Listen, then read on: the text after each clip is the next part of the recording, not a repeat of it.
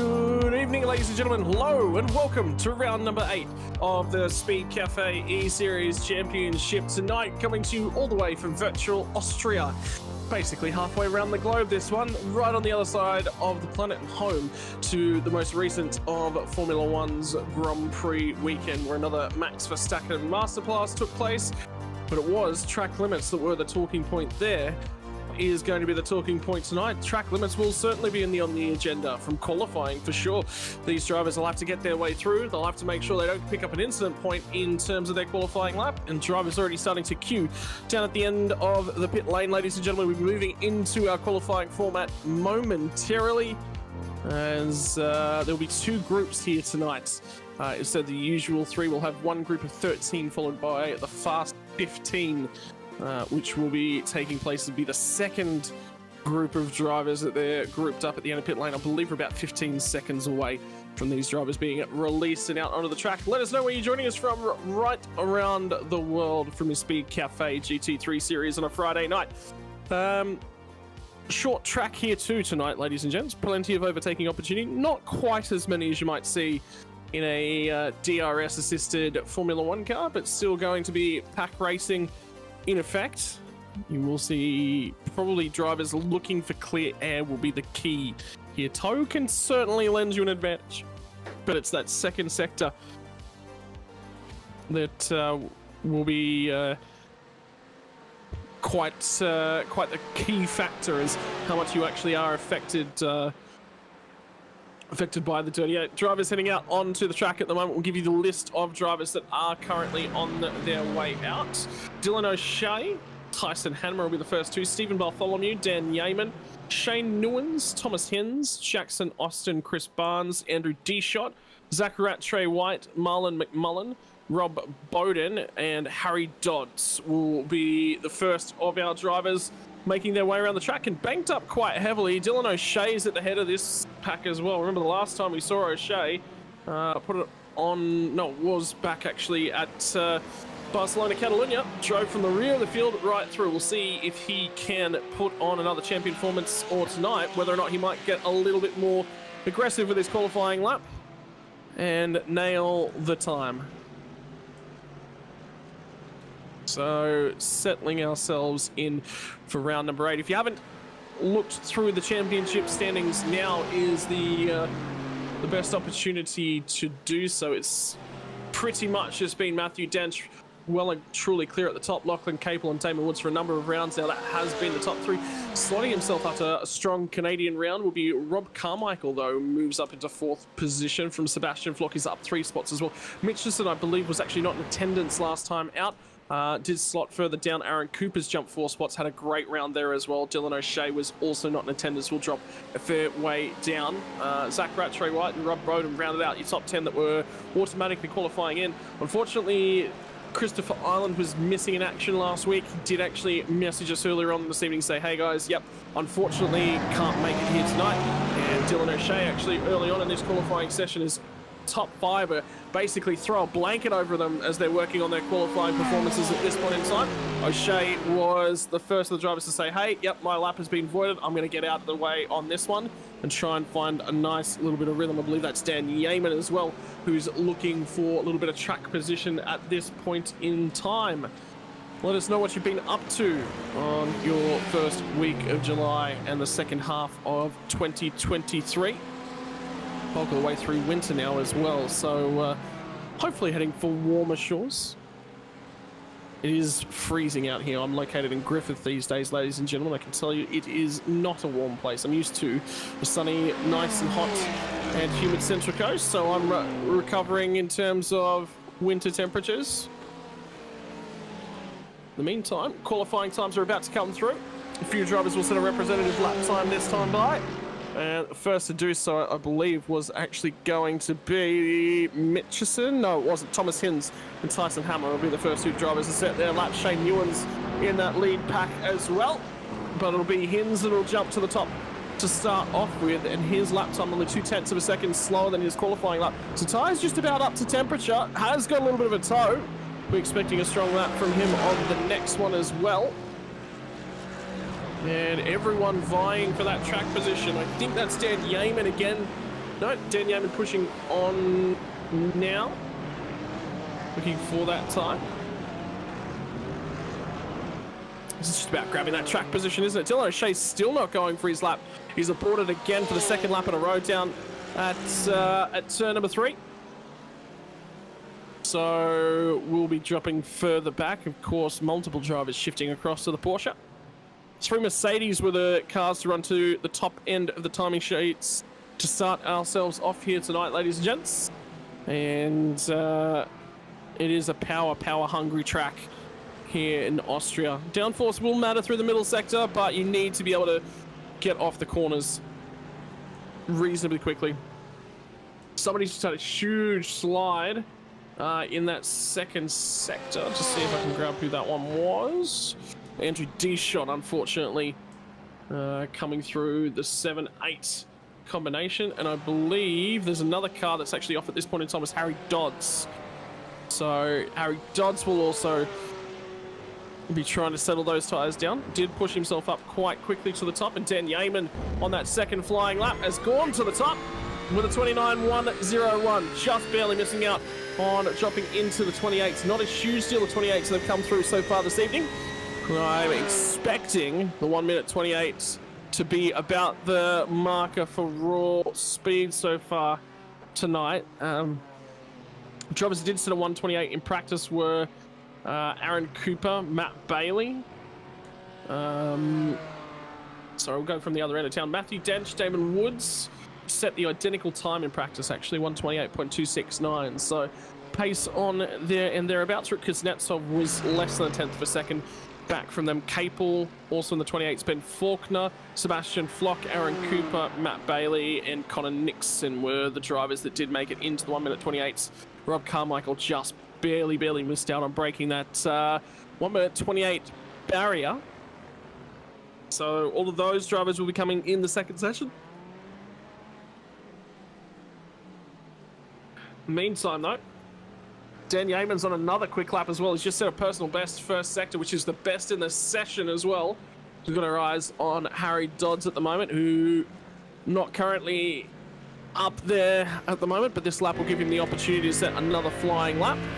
Is Yeaman going to go quicker? He goes purple in the first sector, changes back to green. Somebody else has beat him in that time. Dodds will have another error, but Yeaman will improve on that time and be the first of our drivers tonight into the 1:28. We'll go to the 1:28.9 and we'll break that barrier. Who's going to go along with him? Trey White has just set a better lap, I believe, as well.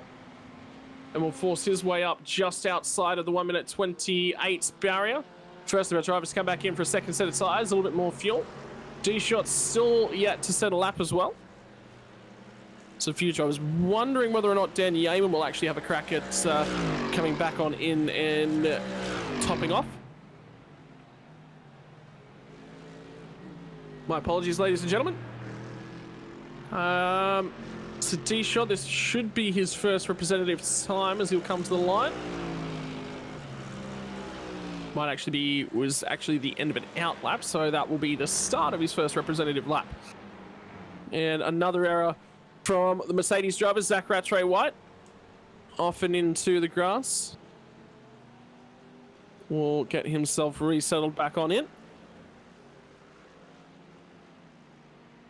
I'll tell you what, Dan Yeaman has gone purple again in the first sector, continues to improve, but we'll come back to the pit lane as we look up and down. So Stephen Bartholomew's in the lane, Harry Dodds is in the lane. Didn't really see the best, I don't think, out of Harry Dodds. I think it was errors on both of those laps that he set then with the rear end of that Mercedes coming around. So this time we're probably looking to keep the rear tyres a little bit cooler on that Mercedes and keep that one ready to go. Trey White's in, Dylan O'Shea starting to set another lap. Indeed, still yet to set a representative time, so off tracks are plenty coming the way of Dylan O'Shea. He's done a ton of laps so far. And we'll get the onboard pictures here, which might just sort of show what he's dealing with at the moment. Really abusing the track limits on the run down the hairpin down here. Turn 3. Good drive off of the exit, using all the track on both right and left-hand sides. Now down the hill. run down to turn number 4. How brave is he going to be on the brakes? Down to the 100-meter board. Kick it in. Curbs on the inside, curbs on the outside, utilising all the track, all the available run-off road without receiving a track limits warning. 5th gear, back to 3rd as he turns his way into turn number 6. Still looking good, still looking clean, still within the boundaries thus far around the lap. A little bit of correction there from the slide. He's riding everything right on the limit there of the Porsche 992 spec. What's he got available for us? 2 more corners left to run. Jochen Rindt, number 9, and then it'll be turn 10 to finish off the lap. Looks reasonably clean from Dylan O'Shea, just inside the boundaries there between the last 2 corners. Will he come to the line? Will the lap count? We're about to find out. What's he got for us, Dylan O'Shea? To the top of the timing charts with a 1:28.740. Beats out his time from the practice session earlier on. And that will set him right on par for what he's trying to achieve here tonight. Much more representative qualifying time. Remember that round a couple of weeks ago from Spain, where he did start, I believe it was 40th position he actually started from, and drove all the way up through, and it might not have been 40th, late 30s. Drove all the way through to just outside of the podium. Was a phenomenal drive. Drive of the season thus far from Dylan O'Shea. Rattray White will come back through to the start-finish line. Won't improve thus far. O'Shea's gone off track as well. Down after turn 4, turn 5. And back to the left there at halfway point of the lap. Thomas Hens saw a reasonably good drive from him the last time out as well. It was looking good from Thomas Hens. Just about got the entire commentary box's tick of approval. Some press there. D-shot in the background of that one, receiving a little bit of a tow. And 5-minute warning has been applied as well, so we'll be about 4 minutes left on the mark, and I think Dylan O'Shea's on his way into the pit lane. He will be done for the session. There will not be enough time for him to head back out. And that Porsche that was in behind him as he got into his pit bay is a car that will be in the 2nd session, not the 1st one.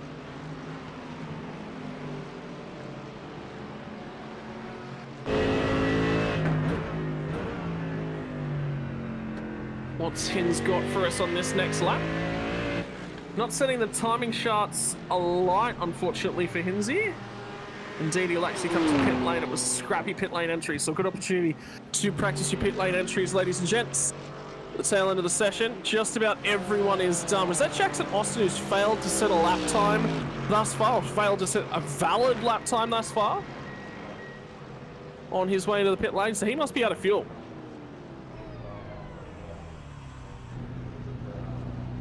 As he will crawl into his pit ball, and just about the session will be done for him. So no valid lap time there for Jackson Austin. Will be concerning. Harry Dodds has not shown his best thus far, but will cross the start-finish line and improve himself up to 6th place with a 29.526. Dodds recently switched teams over to the Frog Leap Juiced team entry, and it's been a wealth of support he's received from his new teammates. Tyson Hanmer is another driver who's recently jumped ship across from Auto Serve Racing. I believe he's actually driving for Vermilion Sim Sports is the new team for Tyson Hanmer.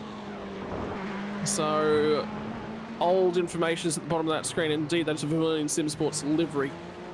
There's a lot of drivers jumping to the Vermilion Sim Sports label in the recent past as well. A lot of high-quality drivers. Indeed, somebody actually jumped ship from Frog Leap Juice Racing in the name of Kyle Ridley to across and join those drivers. Kyle not in attendance here tonight, but there will be teammates. Connor Nixon in the server, I did see, will be taking laps in the 2nd half of qualifying. One of the other Vermilion Sim Sports drivers, as well as team owner Ben Faulkner as well. So we will see multitude of the Vermilion cars out there tonight. Zach Rattray White again pushing on for another lap. Time just about running out. I'm expecting to get the 1-minute warning any time now, ladies and gentlemen. probably worth noting as well that lap times for a Formula 1 car around here was at 108, 109, so 20 seconds a lap faster than a GT3 car. Most of that made up in the corners. They're relatively similar in a straight line. Formula 1 car will pull away a little bit quicker, a little bit more downforce, carries more speed, not quite as heavy as a GT3 spec car.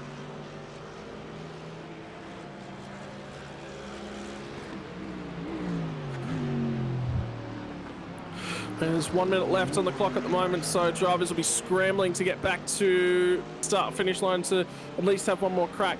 Drivers that are basically in the first sector right now will not be able to crack on and get a second final flying lap. This will be their final lap. Harry Dodds is amongst those. And I know that didn't necessarily look like he's pushing on. D-Shot's coming as well. Yeah, Dodds is done for the session. So he is making his way back to the pit lane now. That'll be his qualifying session done. Did improve up to 4th place with a 29.235, so did find another 3/10 worth of pace for him. Shane Newen's coming to the final couple of corners. He will get one more lap if he'd like to take it. Just waiting on the checkered flag to come out now for the first of our qualifying session. So it's O'Shea will dominate by 3.5 of a second back to Dan Yeaman. Indeed, the checkered flag is there. It's just past the start-finish line, so he will get one more lap worth of qualifying, but for everyone else, this will be it. 6th place at the time, Thomas Hinds is coming in, will come into pit lane, qualifying done for him. 9th place with Tyson Henmer. His qualifying efforts are done, and I believe Stephen Bartholomew's in the lane already as well. D-Shot has now come in, and coming out of the final corner, we've actually got a driver who's yet to set a time. So what's he got on offer for us? I believe that was actually Jackson Austin. Go to P10. And we'll shuffle the others down. So we'll get a valid lap time in, but he's only going to beat 3 drivers for Jackson Austin. So it'll be a start from the tail end of the field, but it will be a timed qualifying lap, at least in the books for him. Rob Bowden's had a few good weeks the last couple of weeks. Just about everyone has now completed their final laps and is on their way back in. I believe O'Shea's actually going to continue on and pick up another lap. That looked wide at the last corner. I'm pretty sure this lap won't count for Dylan O'Shea. No, it will, and indeed it will improve him slightly to 28.522. So he was right on the ragged edge of the limits at the final corner. Here's the qualifying session will now come to an end.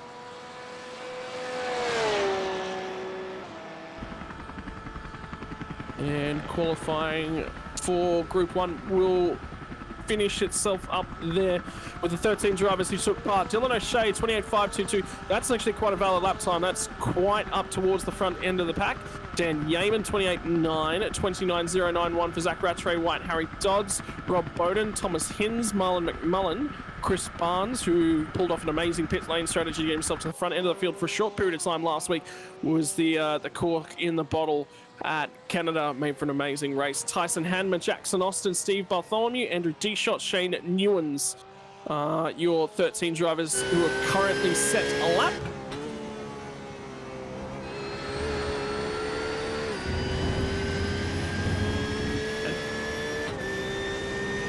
Second group of cars has just been summoned to the end of the pit lane, ready for their qualifying session number 2. 15 minutes in the offing for these drivers.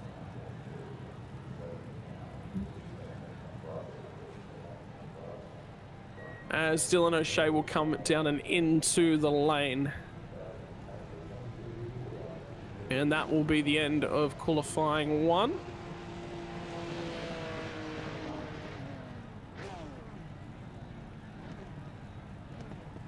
As we wait.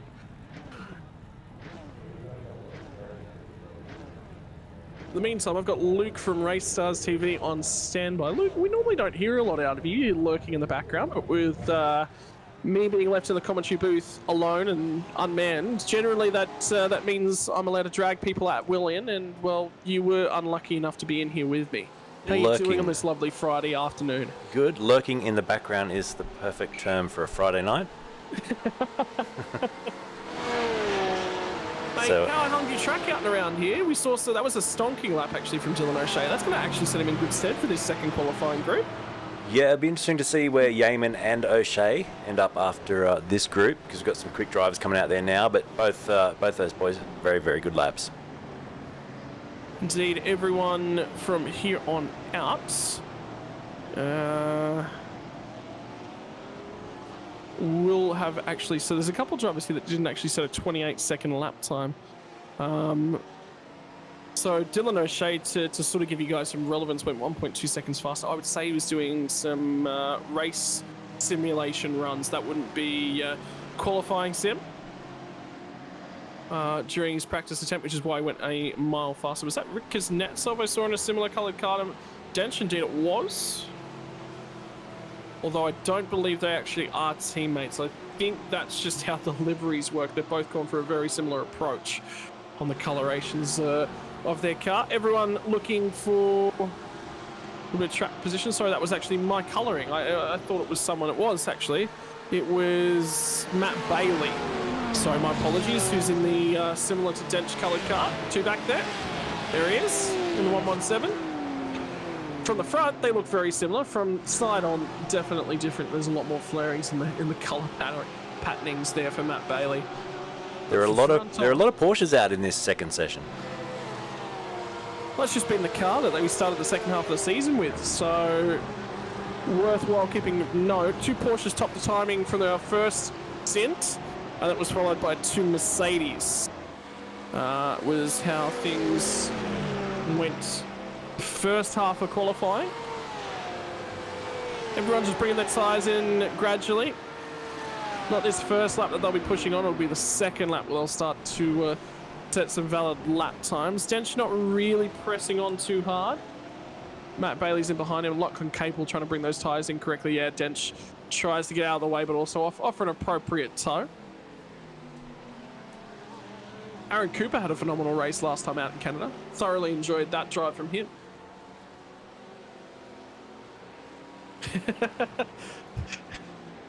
It's not Porsche Cup. I swear it's not Porsche Cup. It's GT3 racing.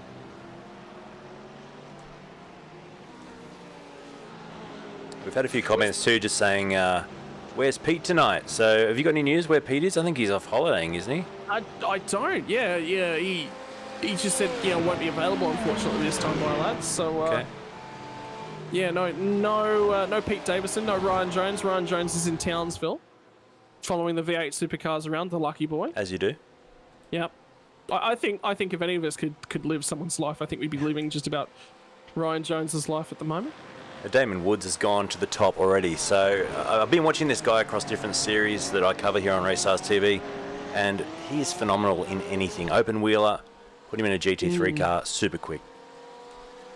I think the comment that you guys made on that, I was actually watching that broadcast of S5000? Yeah, S5000 the other night in the Formula Renault 3.5s. Yep. The critical thing there was that he had a car that wanted to abuse its rear tyres a lot. It was quite wiggly and he was comfortable driving that. Nearly was like watching somebody driving a dirt sprint car, you would almost say, behind the wheel of a Formula Renault 3.5 with front downforce. So there was a little bit of grip at the front end, but he was comfortable with that. Didn't bother him in the slightest. Yeah, he's super comfortable. Here's Sebastian Flock too, just watching his sector time, sector 1, very quick. So we've got a BMW now taking it to the Porsches.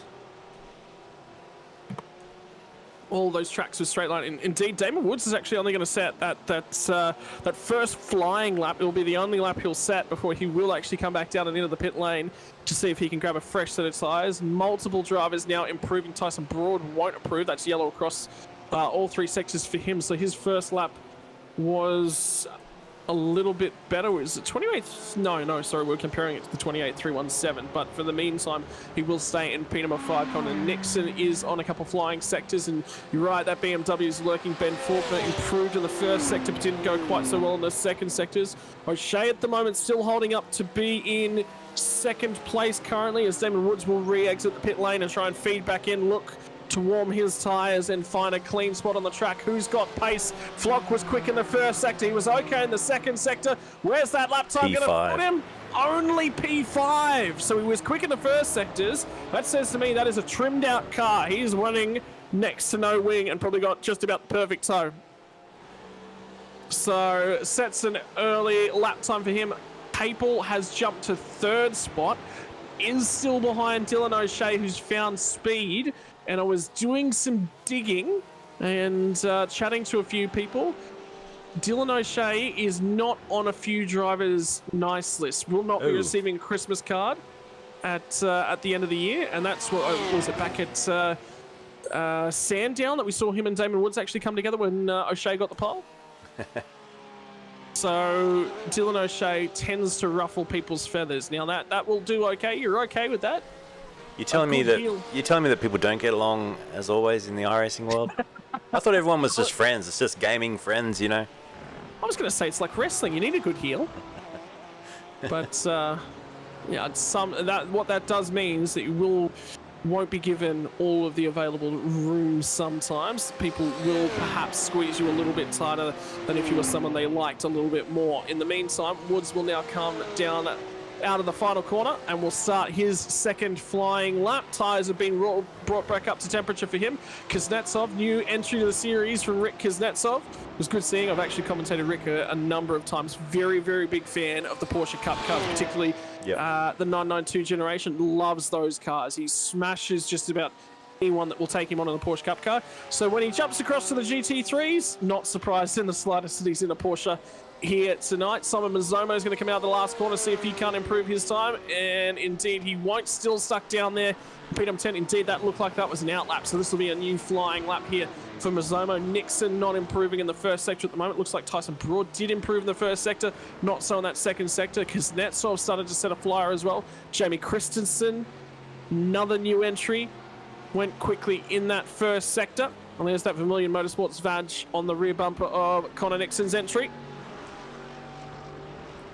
And the field a little bit shaken up. Not a lot of these drivers have gone to the top end. Have a look at Harry Dodds, who was he 6th, I think, in the 1st group? He's still in there in 14th. Nixon's actually behind him.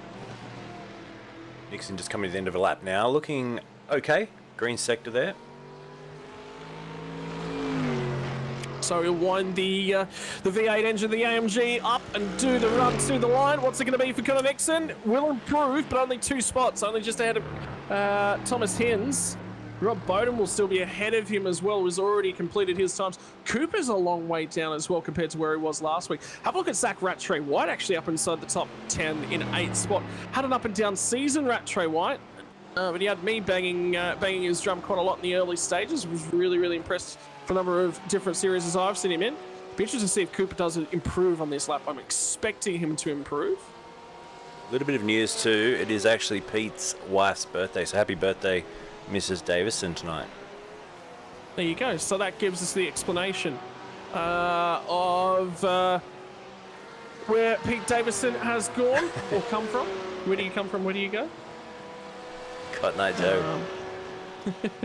Dan Yeaman giving us the update that the draft off of turn 1, if it managed correctly up to turn 3, remember turn 2 is that kink as you turn left up the hill, is worth 1.5 tenths of a second. So not 2 tenths, not 3 tenths, not anything major, but it will be a difference on the lap.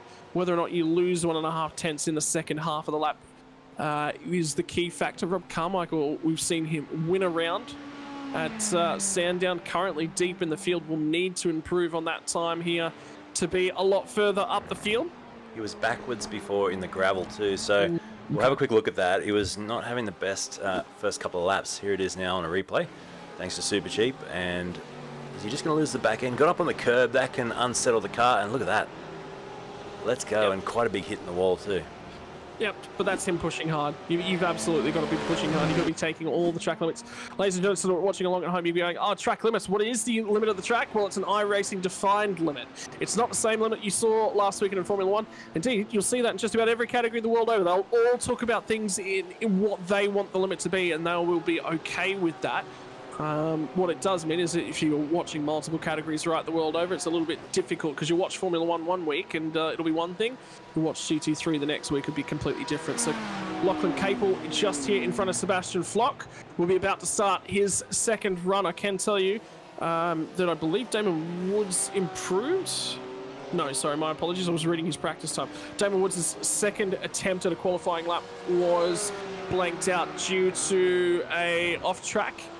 Believe that might have actually been the final sector because he pushed on with the lap and then had to come back and around and in. Capel quite wide at turn 1, trying to carry as much speed as he possibly can, picks up those curves, but he's now going to have a pack of cars. Sebastian Flock in and amongst those as well, and the car in behind is Luke Mitchelson, who's in P10 at this point in time.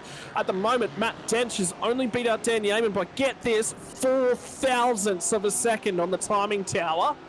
You can see that 7th and 8th, 5.83, 5.87 off of the time for Damon Woods. And that's a little bit distressing because Woods and Dench were identical coming out of practice there, Luke. So a lot of time there to find for Matt Dench, series leader. Yeah, and Yeaman in 8th too. He'll be in good steads for the race. I mean, he's quick race, usually on a good strategy as well. For those joining us for the first time, mate, just run us through the length of the race, obviously, and the strategy tonight, because in these cars, they're going to have to do a bit of pre-planning. Yeah, so ladies and gents, race will be 45 minutes the distance.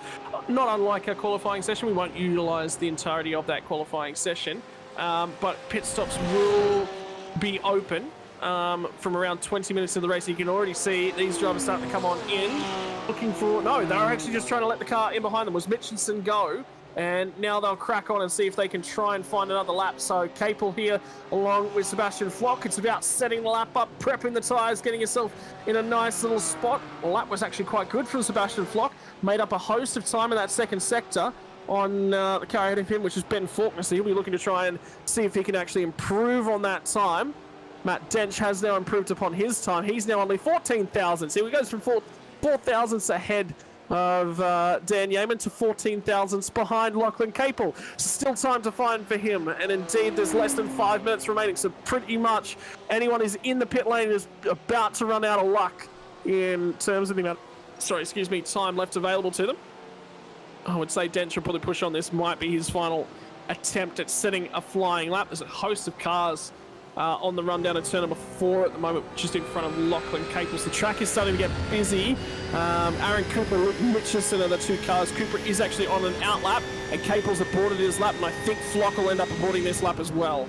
So that's messed their night up. What's Matthew Dench for us? Is he going to come out of the last 2 corners? So this will be into the pits. I think he's out of time. I don't necessarily know he'll get another crack at this one, Rick, because Kuznetsov in the meantime will come out of the final corner looking to improve from 5th place. Has he got what it takes to step onto the front 2 rows?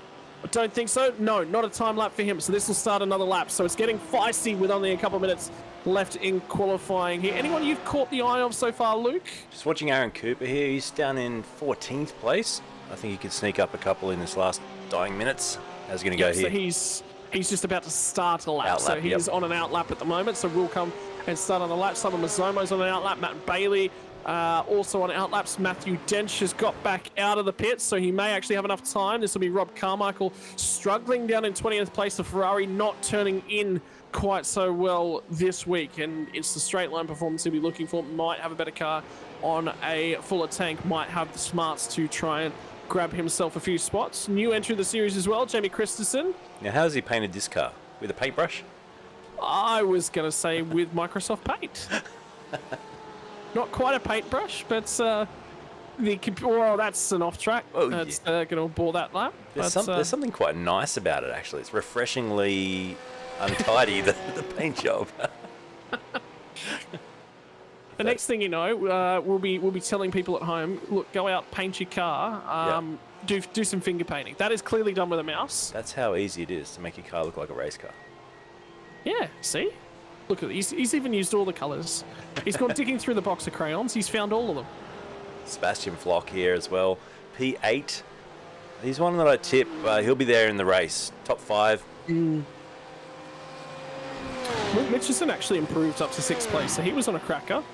And I think Flock was giving Capel the toe on that most recent lap. So Capel was giving him the toe, so he did improve. I think he's out of time. I think this is the 1 minute call is just about to come.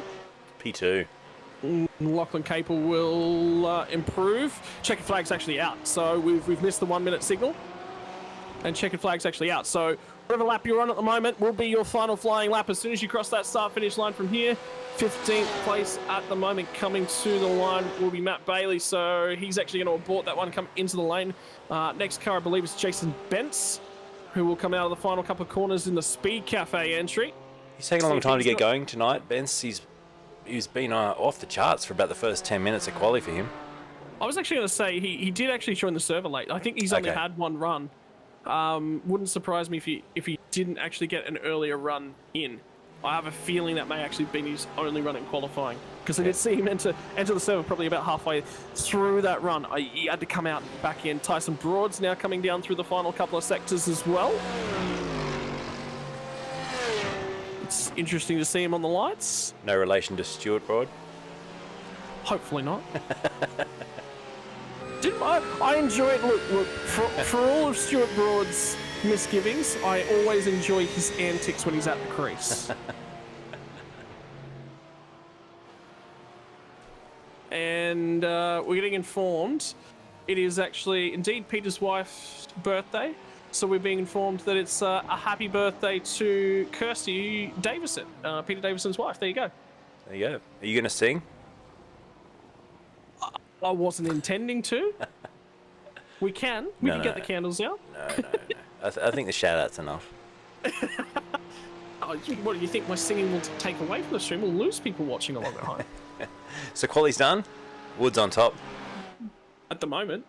At the moment, you're picking anyone? No, Faulkner's backed off, has he? I think Dench was still out there and on the lap, but I think he's just come to the pit lane, so that actually takes that one away. Yeah. So he's just sneaking through the cut through. Yeah, he's... What's going on there? So we'll receive a penalty for that, but he's already taken the checkered flag, so he didn't hurt anyone, didn't abort anyone's lap, so it's all good. Not an issue. I don't have a problem with that. Watching him take that cut through actually has just reminded me. I've just joined a new group of racers that are just doing pop-up events, fun things, from week to week. I just thought, gee, actually, you know what? This might be one of those tracks that would actually be really good fun to do on the Pro 2 light trucks. It would be a lot of fun. Because there's a lot of runoff room. Yeah. You never know what sort of fun you might have. Last car out on the track, but definitely not on a qualifying lap, and the reason for that is he's on top of the world yet again. Damon Woods was the host of the show, the main protagonist and the race winner the other night in S5000. And tonight is going to be your pole position driver yet again. He's had one lap speed. I'm concerned about the strategy. Is he prepared for the strategy though tonight, Luke? Because that's been his downfall. He seems to get stuck around safety cars too. I've noticed that in different series. Whether or not he's got a spotter, I'm not sure if he's paying that spotter enough money. You're supposed to pay them? I think so. Okay, well that must be my mind never works there. Well, yeah, I've seen him caught out numerous times in different series when the safety car comes out. Now sometimes it's because he's leading the race and you do get on the wrong foot and the guys behind you can duck into the pits, but it's caught him out, I reckon, at least 3 times in the last 6 months. Yep. And well, it could happen again tonight because he's got that speed and he does pull away at the start of a race, and he's got to try and manage that and have someone in his ear just saying, hey, there's been a crash, get ready to come into the pits. Yep. Well, I mean, the instant that you see...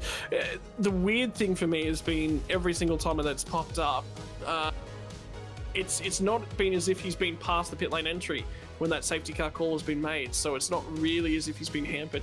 iRacing doesn't necessarily mix things up as well because it doesn't necessarily work the same way as it does in real life. You don't have to slow down, you don't have to maintain a speed.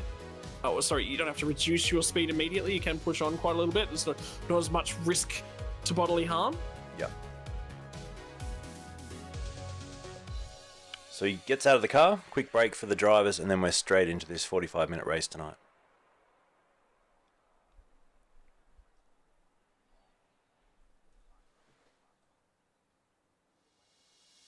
So we'll give our fans an update. Something that is being debated at the moment is an intricacy. It is minor details, but it's also part and parcel of being a good race car driver and talking about the rules and talking to race control. Race control just clarifying some language about what is turn number 2. Do you consider, Luke, the kink on the straight between 1 and 2/3 to be turn number 2? 100%, because on a MotoGP bike, if you come off at 2, you're going to make a big mess at 3, and we've seen that many times. Yep. And that's part and parcel why they've actually added the chicane in there. So that's actually turn 4. Yeah. So they're saying they're saying in the chat that the kink is not turn 2 is actually, sorry, that turn the kink 3 is turn 2. No. They were just clarifying that. I just wanted to make sure that it's yes, that is turn 2, and then turn 3 is the right-hander at the top of the hill. Definitely. Yep. Have you got some interesting shots of the bull? We're at the Red Bull Ring. The big bull. Yeah. I could get some better ones, but there's no cars on track at the moment to be able to focus cameras. So we're on the scenic cameras. Beautiful looking race. So good job by iRacing too to really polish this one. I wonder if Red Bull put a little bit of money into that when they did the scan and said, hey, let's make this look extra beautiful, because this track is one of the best on iRacing. In terms of the scenery and some of the shots actually come up and over the hills of Austria. It's a valley. So all those trees you see on the left-hand side of the shot, just there is as it starts to right up at the top left-hand corner of the screen. Nice big hill, really good view out and over the track and out and over the region. Such a lovely area within Austria. Just the area within Europe as well, as those mountains now in front of us.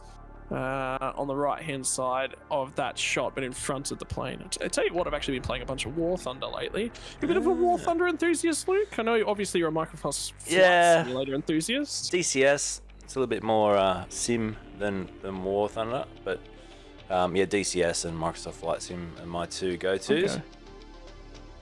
DCS is very good if you've got guys that know what they're doing. I've just been learning the F-18 and got a real backseater out of an F-18 teaching me all the ways of actually doing things. Starting the thing takes about half an hour. Because it's a lot of procedure. That's the unique bits and pieces of flight simulators is actually you're actually turning the thing on. You're going through all the startup and cycle and whatnot. So, it's its own kettle of fish. It's really interesting to watch. If I recommend anyone, if you haven't watched any videos along of it at home, absolutely go on ahead and do so. Well, they've been the main protagonists thus far this season, and yet again, 1, 2, 3. It's the new Sainz bot ham. Sorry, not Sainz bot ham, Verstappen bot ham.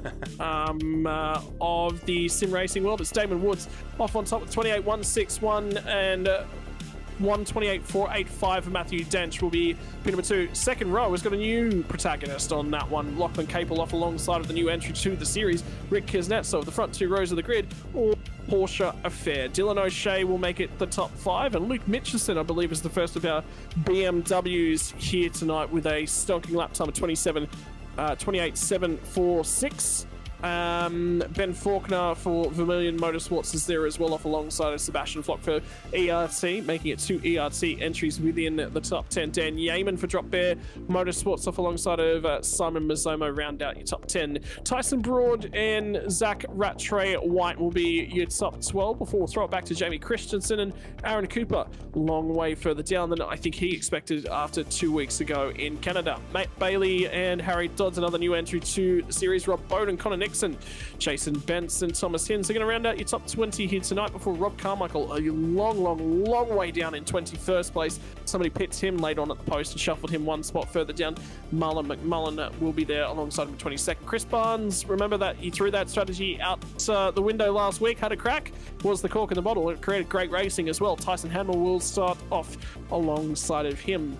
Before we'll throw it back to Jackson Austin, Stephen Bartholomew, Andrew Deshot, Shane Newens, and we do have the safety car in operation, the Aston Martin, from the repair shop. I think the repair shop issue was they had a technical issue. They couldn't get any issues with it being started last week for some reason. Just couldn't get it to fire. So back in service and back in attendance yet again this week, ladies and gents. But yeah, so what is it? Wood, Dent, Capel, the new Hambot Ver. Yeah, yep. 2x2 getting set for a start. Woods will obviously let that pace truck, I remind you, why don't they pick the Porsche? But the pace truck will lead them around and get out of the way shortly, and then we'll get underway for a start in this race and watch Damon Woods. If he can get away cleanly, I think you'll see him push a gap. Yeah, I agree with that one, and it'll be whether or not Lachlan Cape will get his way past Matthew Dench, and the reason why we don't see the Porsche in these servers is because we're looking at a field just about full of them. That's enough Porsche for me. So the safety car is going to be a truck. The safety car's in. The green flag is out. We're off and racing once again, ladies and gentlemen, for the Speedcafe eSeries round number 8. There's 3 rounds left in this championship, and we're going to make it 2 at the conclusion of tonight's race. 45 minutes on the timer. Cars climbing over the curbing at turn number 1 at 2x2. Still just about the way through the field as Tyson Broad and Sebastian Flock are going to go toe-to-toe. Mazzomo's right there as well. Christensen looks like he's gaining ground. Aaron Cooper's lost 2 spots in turn number 1, so he did not get a good getaway at all. But Capel will not manage to find his way on early. And look at the drive for Christensen out of there. Rattray White is now under assault from Matt Bailey in behind him. And look at the cars all going through there. Tyson Hanmer's made contact with someone down there. It was D-Shot to the inside of him as well. And meantime, back up at the front end of things, Ben Faulkner's trying to get a little bit aggressive, and he will try and steal a spot away from Dylan O'Shea. Indeed, he is P5. O'Shea back to P6, and now it's going to be Mitchison and Dan Yeaman in behind him. Yeaman shoves the nose down the inside right here of Luke Mitchison. We'll see if he can get the spot away. They're still there. They're still side by side. Run down to turn number 7. Yeaman to the inside. Is he going to be able to pick that one up? Yes, clears him, and now he'll try and set sail to see if he can chase down Dylan O'Shea up ahead of him, and Mitchison back to P number 8. That is an opening lap just about from the Red Bull Ring in Austria, Luke, and well, they stayed 2x2 for a lot longer than they have the last few rounds. They did, and Faulkner and Yeaman both made up 2 positions on the opening lap. Down the back, Jackson Austin made up a couple, so did Stephen Bartholomew. A couple of drivers that lost out. Chris Barnes dropped 5 positions. Zach Rattray White down 2 spots, and Luke Mitchison, he also lost 2 on the opening lap. Yeah, so everyone ducking and weaving at the moment. And Cooper was up 1 spot from 14th into 13th. He's actually finding a way with Zach Rattray White at the moment as they come up to turn number 3. Down to the inside goes Ben Faulkner, looking to try and steal that one way from Rick Kuznetsov.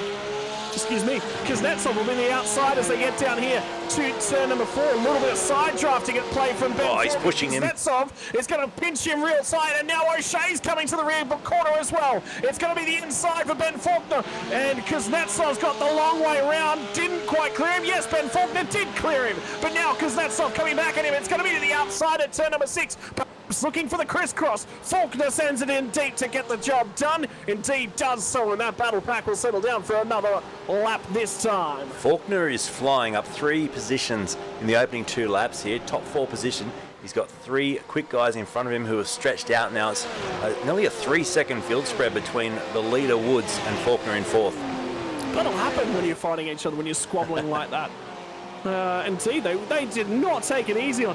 Anyone would think it was for a checkered flag, that spot right there, as everyone comes out of the final corner, really looking to make the most of that green curbing. And I did just see somebody take a lot more of it than I think he could, and I think it's actually Aaron Cooper who might be in trouble here with a little bit of a slowdown penalty that he might have to serve.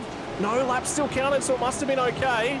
31s in the mid-pack as everyone settled down from their qualifying pace. Tyres still coming up the temperature. It'll be temperature this time by. What was the lap time for our race? They did 28.7 for Damon Woods. So his tyres are right up to temperature. Only 0.7 of a second off what everyone else is doing at this stage. Somebody diving down the inside. Is that Yeaman? Looking for a spot. Yeaman, yeah, I thought so as well.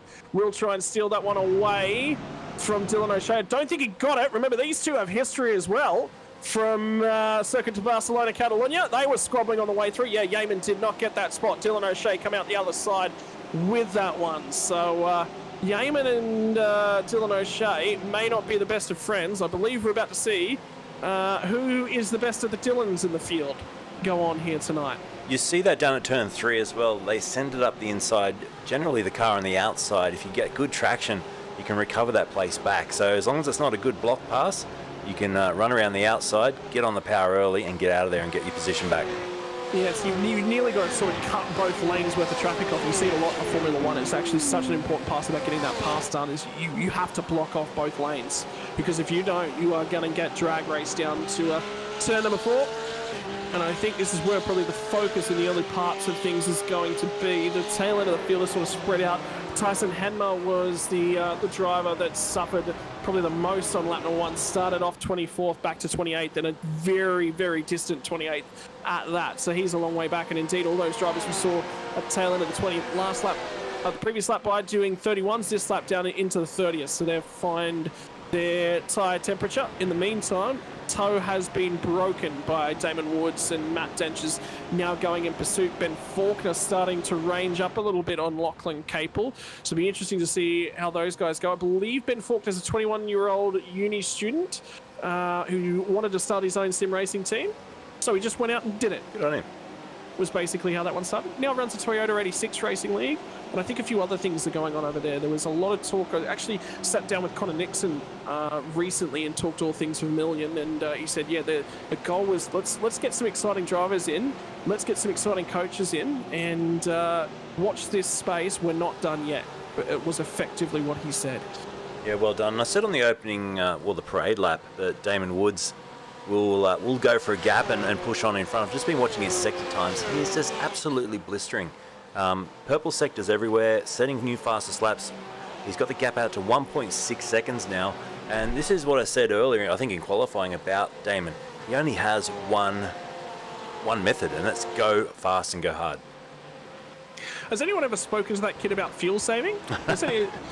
He's too young to pay the fuel bill, the tyre bill. So I don't think that's actually gotten through to him yet. Well, he runs a real-life Formula Ford car, doesn't he? So he must have some concept of, what it costs to run a car and fuel. No, you're saying no? No. What I'm saying is, a concept to run the car, yes, but the right foot must always be as firmly planted to the floor as physically possible. Yeah. Well, I think in a Formula Ford car, you have it pinned most of the time, don't you? Just about. I know in a Formula V you do. Oh my word. Dench will settle into second place and has turned into a little bit of a bridesmaid of late. Lachlan Capel, number of drivers right around him have just been picking up those race victories. But it's been interesting to see the newer drivers to the series step up and suddenly start taking the race to these guys. I think the other benefit as well from Matthew Dench was saying, we've got lives to live, we've got jobs to do. Yeah. The benefit of Damon Woods is he's kid, he's young, school finishes at 3 o'clock on just about every day. That's an extra 2 hours worth of sim time he's got available to him. How nice would that be? Oh mate, I got lucky actually. I finished at 12:30, so I can't complain. I think I'm working dark to dark at the moment. It's not a good life. It's not a good existence. Well, you're not even working dark to dark. I've seen the amount of work you're doing in terms of production as well. You're working dark to dark and then some. Dark to dark and then more dark. Yeah, a few hours on the overnight shift. Continuing to pull away out the front, 29.109 and 29.0 for Faulkner was the battle actually for third and fourth. So Capel lost half a tenth, indeed nearly a full tenth there on that most recent lap. It actually lost time to Rick Kuznetsov as well. O'Shea matching. Yeaman sort of pulled back a little bit, so he's happy with the little pocket that he's sort of in. But look at the spacing that they've sort of evened out into. There's about a stretch whereby you sort of want to be a little bit closer, and now defending down the inside is Tyson Broad. Up the inside goes Christensen as he'll try and get down by Mazzomo. A little bit of elbow. Argy-bargy there from, that'll be Aaron Cooper and Zach Rattray White as they head to turn number 3. No comments on that one from Rattray White. I think that was legitimate. Don't think he necessarily had an entitlement to the corner on the outside there. Maybe down to the inside. Had to think about it. Wanted to feel that mirror of Cooper. It wasn't on the lights either. I think Rattray White's just confident to just go at it. Christensen now, though, is going to try and get his way past Tyson Broad, because Broad started to become a little bit of a cork in the bottle. Sorry, it's Mazzomo. Broad disappeared. Simon Mazzomo starting to become the cork in the bottle for this one, because these guys have started to squabble, and all of a sudden Broad's disappeared up the road. Christensen's had to fall in. That might make him victim to the guys in behind him. Cooper's going to be looking for a run here, and that'll back Rattray White right to him as well. So Rattray White might look to go to the outside, looking for the nose down the inside. Turn number 9 is not really an overtaking opportunity. Neither is 10. You can get a car down there. Very, very difficult to do so. Might be something you look for on the last lap. But that battle pack is getting tighter and tighter. Here comes James Christensen, and here comes Zach Rattray White down into turn number 1. We'll get a little bit of a draft down the inside. They will go toe-to-toe to turn number 1. Rattray White to the inside. He's now got the opportunity to return the serve from last lap. He was on the the outside at turn number 3. Now it's Aaron Cooper who's on the outside. Serve return. What's your next move, Aaron Cooper? Wow, how much damage did that do to the front steering, if any? I don't think so. I think they've both gotten away okay. I think it was a little bit of wheel-to-wheel action. It looked actually on. They can lean on each other a little bit in a GT3 car. After that, it gets expensive. Yep. In the background, too, battle between Rob Bowden, who's just sneaking his way up. He's only one position up from where he started. He's got Matt Bailey all over him as well, and then the Mercedes of Connor Nixon trying to find a way through. So this is down the back end of the field. I love this series for the fact that you can look from the front to the back and find these battles.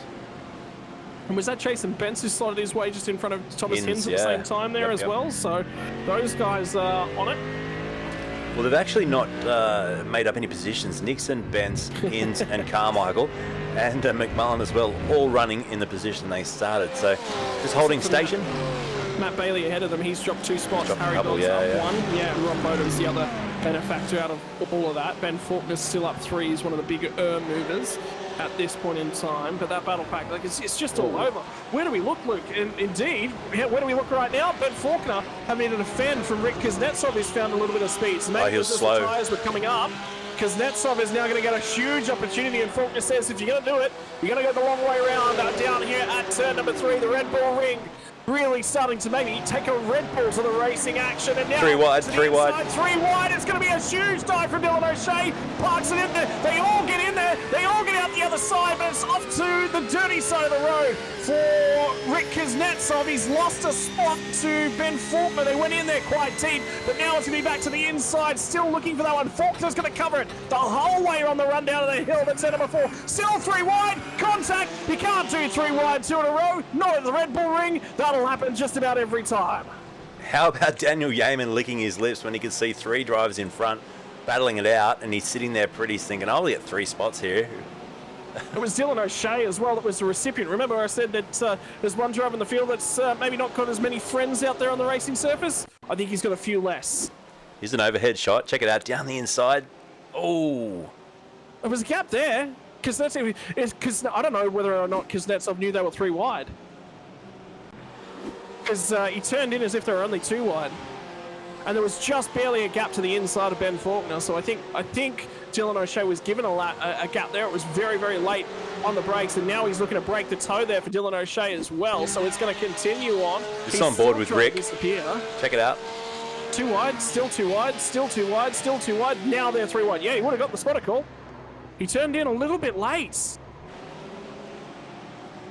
I don't know. I don't think that one's on Rick Kuznetsov. What do you think? Self-penalising? Yeah, yep. He was unlucky. I don't think he expected to be 3 wide down at turn number 4. You just don't see that. But anyway, Dylan O'Shea's come out with a little bit better in terms of things. Cable's tyres are hanging on a little bit better thus far this week. He is still about a second back from Matt Dench, but Dench will be just sitting there, chilling on the tyres, making sure that he's covering himself. Provided he's right there with Cable and he stays on the racing surface, nothing can really go wrong. Now, you probably drive a lot more than me these days, but in a situation like this, do you just do you back off now for a little bit? You've just had a big moment the lap previous. Do you now just sit back for a little while, let the tyres recover, and then, you know, go for your game plan once again? You can tell you're not a racing driver, Luke. Definitely not. I personally, I do, but I know that there's a lot of guys that don't necessarily do that. Ben Faulkner was actually saying to Dylan O'Shea, stop trying to break the toe, mate. Just get on with it. Because I could use some of that draft to help me out a little bit, but he's starting to come back too. So it was Faulkner that was aggressive early, might have burned a little bit off of those tyres, and now he's starting to come back to Dan Yeaman and Mitchison Flock as well. So who else is in that group there? In the back of that shot's Flock, I think, was the BMW in that one, the best of the non-Porsche drivers. No, Mitchison's the best of the non-Porsche drivers. Flock's the guy at the tail end of that one, but then back to the second group. It's sort of not necessarily figured things out thus far. The 2 drivers that are actually trying to squabble over it a little bit longer is Zach Rattray White and James Christensen. As Rattray White will be told to go the long way around at turn number 3, up and around the hill, and the horses from that Mercedes get applied and pass done the long way around at turn number 3. Great job there from Zach Rattray White. Move of the night thus far. Not bad. Wood's still pushing out in front, nearly 3 seconds now the lead. if you're watching the left-hand side of the screen, that timing tower, you just see that little flash of red every now and then. That is the driver going as an off-track. So that's how hard they're pushing, even at the front. You'll see those little off-tracks flash. There you go. I didn't know that, so I've learned something about the timing screen. There you go. Here we go. Off-tracks. Whoop. Okay, so update. We might want to go back and have another look at it. I think from perhaps Dylan O'Shea's perspective, if he's still got that one, Luke. But a drive-through penalty has been assessed to Dylan O'Shea for this move, and I'm wondering how far up was he? Was my curious, and was there a gap there? Because if there's not actually a car's width, oh, there's more than enough of a car's width. Gee, he went in hot though. He's made the corner though. He has absolutely made the corner. Overhead. Look, we could pull it apart for the rest of time. I think. I mean, he made the move. I think he was making the corner. Oh, I disagree. That's one of the rare ones where I disagree with our race controllers. I'm happy with the look. It was a dive bomb, but I disagree with that one. Luke, what's your take on that? Because I like getting other people's takes. Well, as a master of production, I like to stay very neutral on those sorts of calls. Oh, here we go. I have to back my employer. Here we go. So, Cooper, he doesn't want to rub paint here with Christensen. I want to take any of that finger paint off. Can we get back up to Dylan O'Shea? Because I think Dylan O'Shea is starting to really back up to Ben Faulkner as well. So these guys are continuing on. It's going to be Rattray White down the inside, and Faulkner's starting to get backed up by Dylan O'Shea, who will have a black flag to serve. And indeed, I think he's going to have a black flag to serve just about this lap. We've got a crash in the background. Bence is off in the wall. Jason Bence has had an issue. Austin, I think, as well. There's another one. Was it Nixon? Yeah, Nixon. They were racing each other, I believe, unless Nixon was just there. This could be a safety car. Well, O'Shea still hasn't served his penalty, which will be a bad thing if they do call a safety car, because he's going to have to make all that time back. So this is Nixon. And Ben's up the inside. Down the inside. He was there. Awkward. Oh, where did he go from Connor Nixon's perspective, to be honest? He's just trying to recover. Did he get going again? I don't think so. He's got a blown motor, look at that. Yeah, something else, another car has collected him. He's had a hardware failure. Something's gone wrong for Connor Nixon. It's Chris Barnes, possibly, a secondary impact there. Let's have a quick look at this replay. I'm waiting. Have you got comms to safety car? I'm waiting to hear if we get the safety car. Nothing's happened. Okay. No. So check this out. Request to tow has been applied at this point in time. There's Barnes coming in, I think it was. Contact with Barnes, and then also... I think it was Shane Newlan's the first one to come in and make contact. So 2 secondary impacts when he's stricken there on the racetrack. Indeed, safety car has immediately just been deployed. So drivers will be coming to the attention of their pit crews. Will Woods be coming this time by? Indeed, he is. We are in the pit lane window now, ladies and gentlemen, so I expect the entire field just about to come. I would be interested to see whether or not a few of those cars that were in those battle packs might have been fuel saving.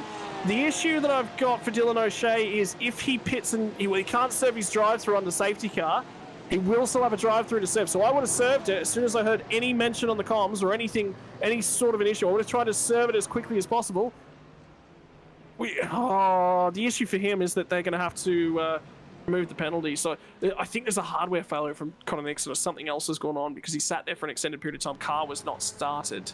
Now, Dench has done a Damon Woods here. He has not pitted under safety car. Okay. And every time I've seen Woods do this, it's been to his disadvantage. Unless that's Matt Dench saying you can't make it from here. Okay. But a couple laps on the safety car means he would. So everyone else did come in. Just having a look at the pit stop count on the left-hand side now. Ben stayed out, which has moved him up into P4, so that's helped him get right to the top of the order, but he will have to stop, and Dent, who will sit behind the safety car now, also will need to stop before the end of this race.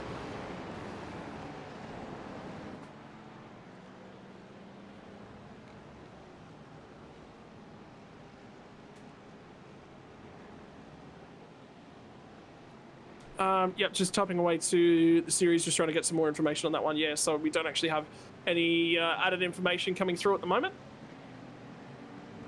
But anyway, in the meantime, settling on down. After serving our pit stops. 028 actually is just asking a few questions. That's Ben Faulkner, I believe, as well.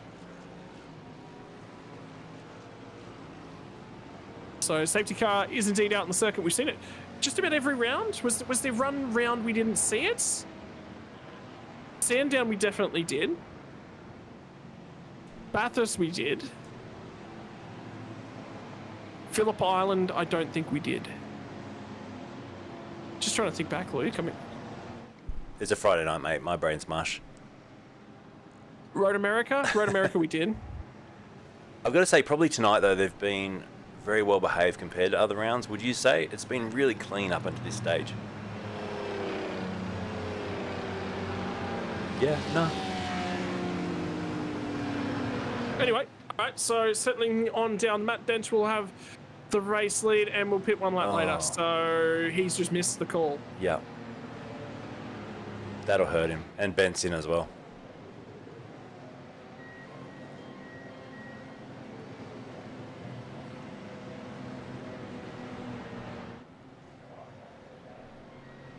Anyway, unlucky for Matt Dench. There's another car that's coming in as well as Harry Dodds. So will actually be 3 cars. There will be 2 cars still behind Matty Dench at this point in time.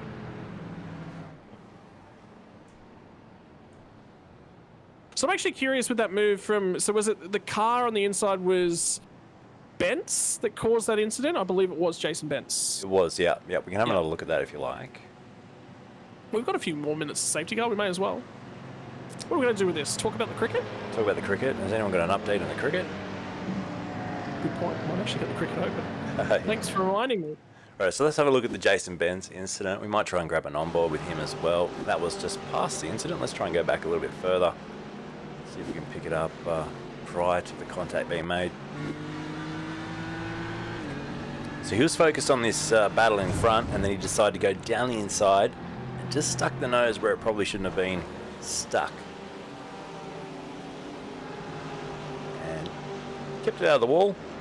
But that's cost Nixon because Nixon went around at that point. I think Nixon probably could have recovered from there, but it's the secondary couple of impacts, and you'll see the first one will be, I think, Newlands and then Barnes. So there's the first one, and there's Barnes with a secondary hit, and it's all over. I wonder whether or not there's some sort of more hardware failure or something as a result of that, or the wheel's been ripped from his hand, or a headset's broken, or something at that point in time. We have just heard from him that he is indeed okay. So, here's the onboard for Nixon. Watch Benz come down the inside and contact.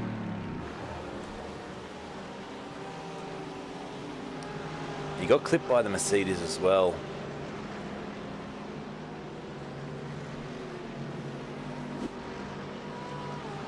Anyway, righto, safety car is now pulling away from the field, so we will back to green flags at the end of this lap. And field is under Damon Woods' control.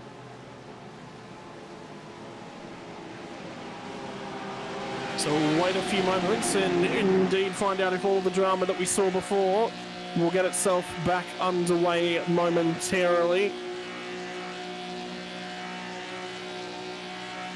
And 56 has control. Capel's managed to inherit second spot. We are back to green flag racing, and I think the action is probably going to centre on where it does. The drivers from the tail end of the field, indeed, Rick Kuznetsov is actually a very, very long way back. I wonder whether or not he was caught speeding on the way into pit lane, or there's an issue there for Kuznetsov. Sorry, no, he did get spun. That was the incident for Kuznetsov. The field's been packed back up. And wiggle out of turn number 1. It was Aaron Cooper making contact with Zach Rattray White. A field will streak past. More subsequent contact. D-Shot hits the wall on the left-hand side. A few cars have been impacted by that one, but they will finally get out of there. Oh, there's a huge crash up ahead. It's a secondary accident. As a part of that one, it was all kicked off by Zach Rattray White and Aaron Cooper. Christensen's been involved. And the hand-painted Porsche tumbles through the field to the tail end. Wow. Let's have a look at that. That was huge. And will that be another safety car? Well, at this stage, you're all running. There's only one car that's not, so... Just got to help there. Just tripped over each other. Just wasn't clear. Who was the first car that was actually on the scene? It was the Ferrari on the left-hand side. Was that Rob Bowden, I think? Oh, and Carmichael came back out off the wall. And then everyone's just dodging, which is what's caused the secondary contact. I think we reckon that's Rob Bowden. Yeah. Another safety car, ladies and gents.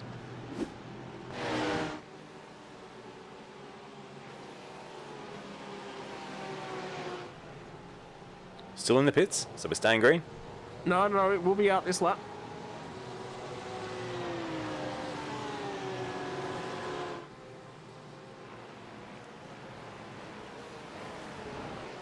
So the lead has gone through.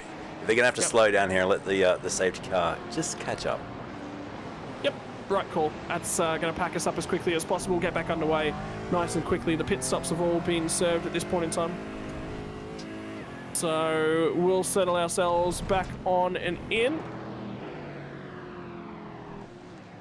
And has caught the field, and indeed the field is now completely packed up. The number of cars actually coming to the lane. Justin Hanmer's actually picked up a fair few spots. Harry Dodds is back in. Marlon McMullen, I think, was a part of that one. Trey White, Christensen. Nixon's still. So we will sort things out. So it was Rob Bowden that was the first car on the scene. I think he's just trying to stop that car, and there's nothing he can do.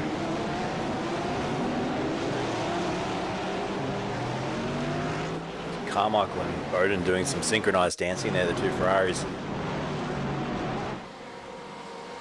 Oh, he just almost stuck through. That broke the steering for Carmichael. That's why he made a beeline for the fence. Yep, so, there was a tyre out of alignment at that point. Yeah, just watched his front left tyre. Bang, and then look at that. Nothing you can do.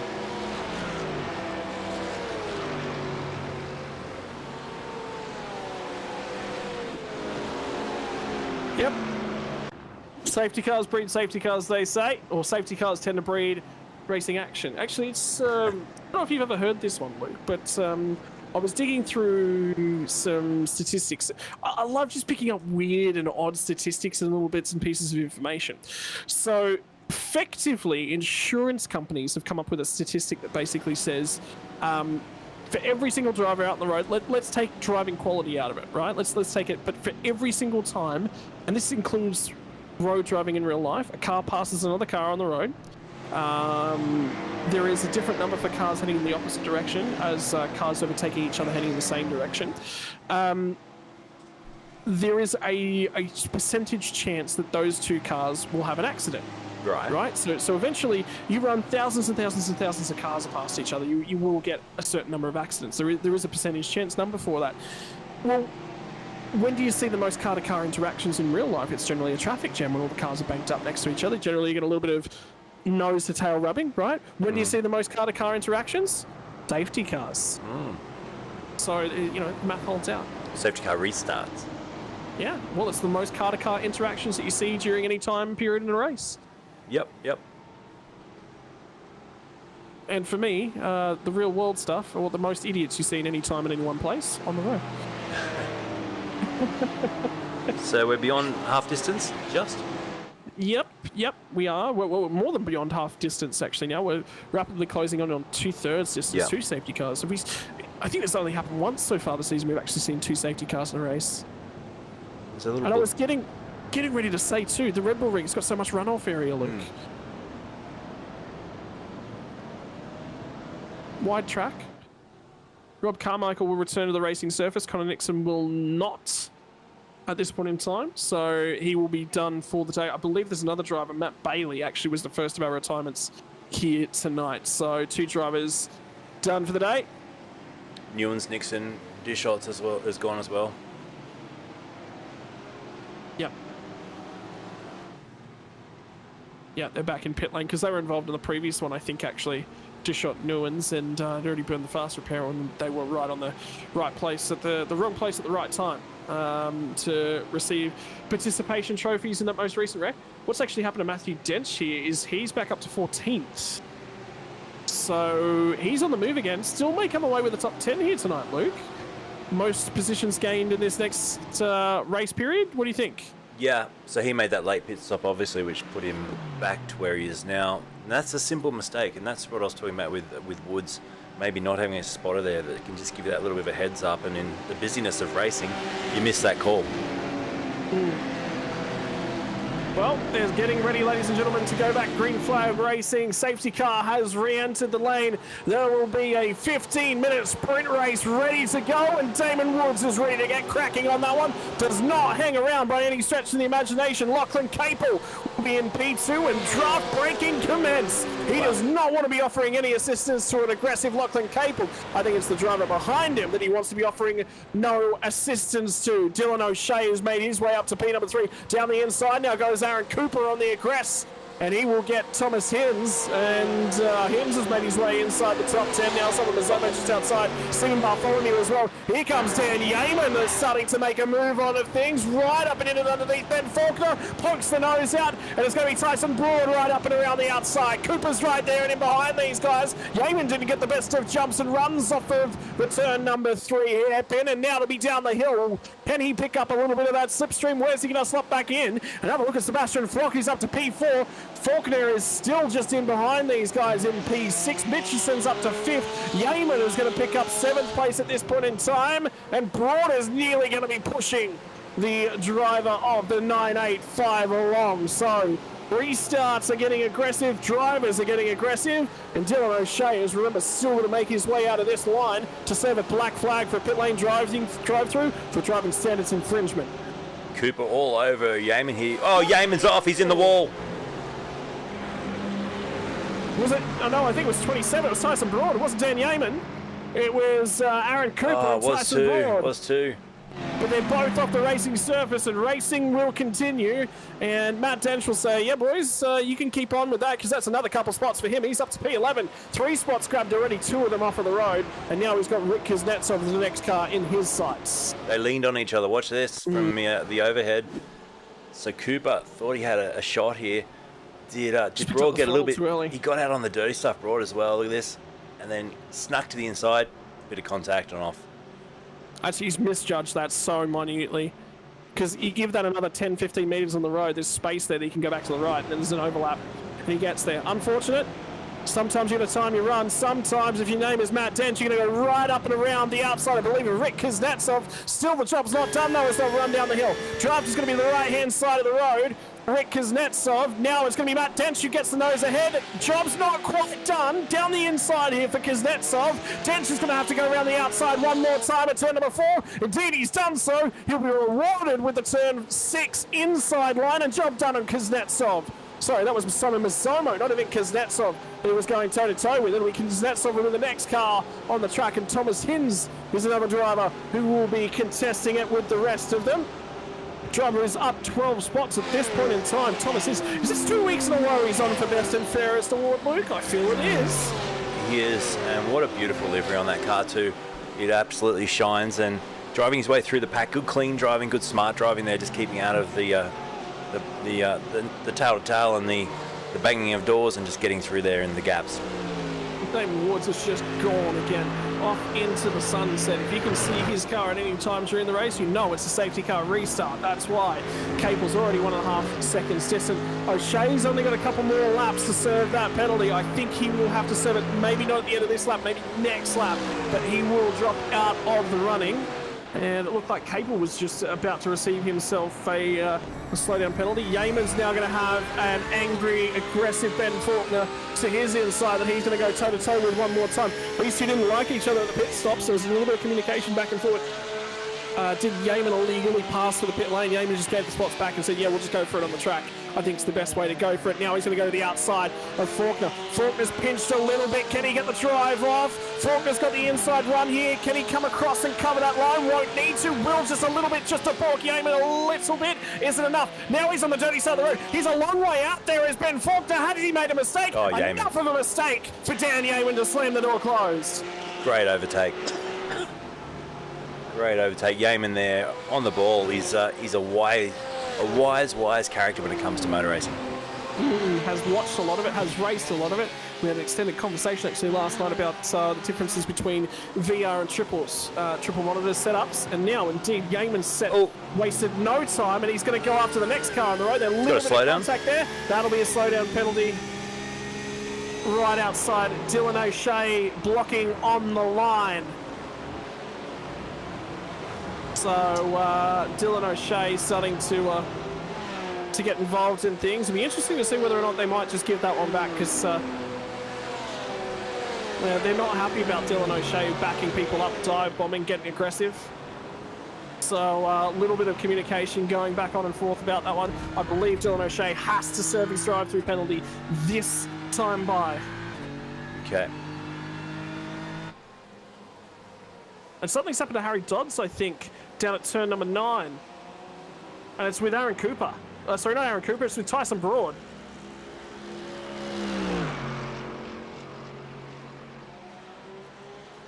So Harry Dodds has had an incident coming down into turn number 9. And Dylan O'Shea will have to come to the pit lane. That's the one from before, Tyson Broad, yep.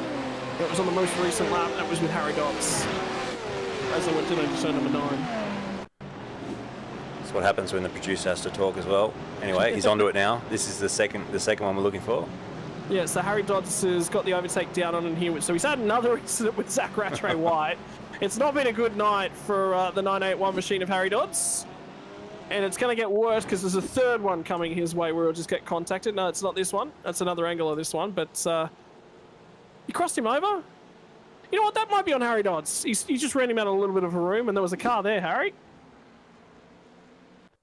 Can tell you O'Shea has now served his penalty and has tumbled outside 20th spot. So... he did that by himself. Oh, did he? No help? No, that's the old the tank swapper, the turn-in tank swapper. Watch this one. I'm sure he's done this all by himself. Turns in and it flicks back on him. Or did he get a bit of a bump from behind? Oh, I think race control are looking at that one. Okay, let's have a look out the back of the car then. That'll tell the story. Here we go. Ah, yeah. Oh, yeah. He got help. Slam dunk. Oh, that was the sound he made when he met the tyre barriers. Who's this guy? Damon Woods. I haven't seen him all race. I don't think anyone else knows what that car looks like, to be honest. 3 seconds, the lead here. Lap 22. Not that the laps are important tonight. It's all about 45 minutes. And time certain event. We've got about 8 minutes to go. So he's absolutely creaming it at the moment. Yeah, cracked on. He's got his eyes on one thing and one thing only. And that is the empty track in front of him. As he comes around the last corner, sets off on another lap. Start of lap number 23. Lachlan Capel there as well, but there is a battle on for the best of the BMWs and the last step that's available to the drivers on the podium, and it's going to go down between Sebastian Flock and Luke Mitchinson as these drivers will go toe to toe. Dench has got his way back up to 9th right now, and he is now closing on Rick Kuznetsov, and the next car he's actually going to be closing on as well is Thomas Henderson. There's going to be a 3-car battle pack down at the tail end of the 10. That's the next cars ahead of them, which will be Yeaman and Faulkner. Those guys are still continuing to scrap. Dan Yeaman to the outside once again. In the background, it's the same thing for Matt Dench to crisscross the run wide. In too deep from Faulkner. Yeaman gets that spot back. Now he's got to be careful because there's another host of cars coming back out of him. One of the Mercedes of Thomas Hinz as he's starting to come after things. Matt Dench has still not got this job done. Forces Rick Kuznetsov to go narrow as they come down to turn number 4. Dench will have to go the long way around here. Whether or not he'll be able to stick it there, Kuznetsov shuts him down. Kuznetsov runs it wide, and Dench does get the spot, albeit with a little bit more squabble than he thought he was going to get. Yeaman, that was like stealing candy off a baby the way he did that through the corner.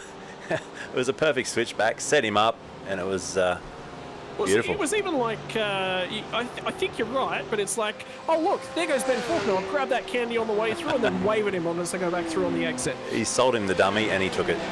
Yeah. Dan Zaman was always after the candy, wasn't after the dummy. The back end of the Porsche twitching around. Did you see Yeaman then on turn-in? Had to correct that. It's a lift-off oversteer. Big pendulum effect by these Porsches. Yep. That rear end never tends to be settled for too long in a Porsche. Now, in the meantime, Matt Dench is hunting down Thomas Hinz up to P8, so he's +6 from this most recent safety car restart. Hinz is plus 13. I think he'll let one of them go. I don't think he'd be too interested in squabbling over that one too much. I was going to say it's a deli belly rear end in these Porsches. It's never settled in the back end. No. Oh. Now actually Hinz is starting to really range up onto these guys up ahead of him. 2 Porsches in a row. Which of them is wiggling around? It was Dan Yeaman last we look. In the meantime, Flock has just run away a little bit from Luke Mitchison, so those two have settled their battle down. It looks like that one might just be decided with 5.5 minutes left on the clock, ladies and gents. Round number 8 of the Speedcafe eSeries is this week. Next week will be pre-qualifying for round number 9. No, sorry, next week's the off week. The week after we'll be qualifying for round number 9. Which we'll be heading off to. You know, it helps if you have these things prepped when you're thinking, oh yeah, I should talk about them. Yeah, no, don't do that. Don't be prepared. Watkins Glen. Watkins Glen, there you go. Interesting track. Very difficult to overtake in a GT3 car, actually. Very difficult. So we'll see that one. 40 minutes on the clock right now, and to the line comes Damon Wood. So I would say, what, we're going to have 3 laps left? No, it'll be 4. It'll be 4 because 3 laps is going to be 4.5 minutes. So there will be 4 laps left to run. Who put enough fuel in to get their way home and who underfueled, thinking we wouldn't get that extra lap. And there was a safety car. James Christensen has gone walkabout with the rear end of that Porsche. And is he coming to pit lane? Was that contact with Dylan O'Shea coming through? Let's have a look. Dylan O'Shea was in the vicinity of that. No. Oh, yes. There was definitely contact there for Christensen. Yeah, we might have to have a rear shot of that one as well. That's a nice swing. It's got a graphic on it as well. Oh, it moved him out of the way. Yeah, there was definitely contact. Just a little bit of leaning on. Well, there's been a requested tow from the 981 of Harry Dodds, who's continued to have a disastrous night. I reckon whether or not he's got wheel damage, actually. He's parked up in an inopportune spot. It's the pit lane entry. Yeah. And with under 5 minutes left in the race, there's not enough time for a safety car. We would finish under safety car, so that one's just been said. Yep, we will continue on as normal. Makes no difference to Damon Woods. Comfortably out in front. Capel settled himself down nicely in the P2. He's happy with that, content with it. Comfortable. Nearly 3 seconds from Capel back to Flock in third, and a bit over a second and a half. It'll be Dan Yeaman, Faulkner, Hinz, and Dench, which will be where the squabbling is to the end of the race. And Kuznetsov's actually coming back at Matty Dench in the tail end of this one. So is this got a sting in the tail in terms of the championship standings? Can't tell you just yet. There might just be some more to talk to after the conclusion of this race.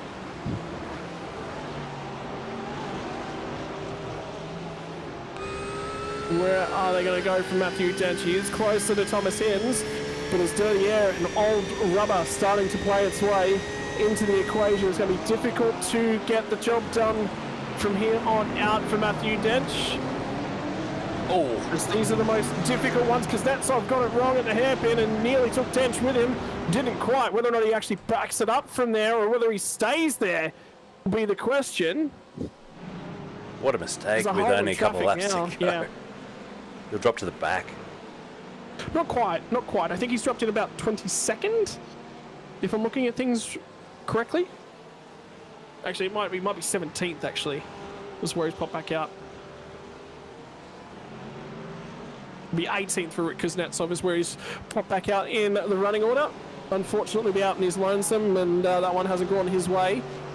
Matthew Dench will still be looking at the rear bumper of Thomas Hinz's Mercedes and saying, boy, that thing's wide, and it's got a nice purr to it. Do you mind if I park my Porsche on the inside? Won't be down here at 9 and 10, although we try to set it up off of here. Hinz's were a little bit wide there. Somebody's come to the pit lane. Ben Faulkner didn't have enough fuel. So remember what we said. I think there's an extra lap in this one. I don't think you necessarily can quite make it the distance, and I wondered whether or not that was why Dench went long, covering the inside as Hinz still has the spot. Now it's going to be the switchback, the fake, the swap from Dench, looking to set up the exit though. He'll try and get good drive off. Indeed, good drive he has. Now he's going to try and stay glued to the rear bumper of Thomas Hinz. It'll be at turn number 3. He looks to make the overtake. He won't sign and seal and deliver until the very end of that one. Indeed, in the meantime, there's bobbling between the 74 as well and the 16, so that's Barnes and Bowden, the two Ferraris in at the team-mated liveries there. They were at the head of this pack as they come off at turn number 1. Not anymore. And now it's going to be the flip-flop. I think that's O'Shea to the inside. Does get down the inside. He's going to grab 2 for 1 on Jackson Austin as well, who made a mistake. And O'Shea back up to P number 11 after serving that drive-through penalty. What a squabble here, down around 10th, 11th, 12th, 13th. Crazy. There's 6 or 7 cars involved in this. Yep, and they're still going to go 2 by 2 as they run down to turn number 4. O'Shea checks out, everyone else checks into this battle pack.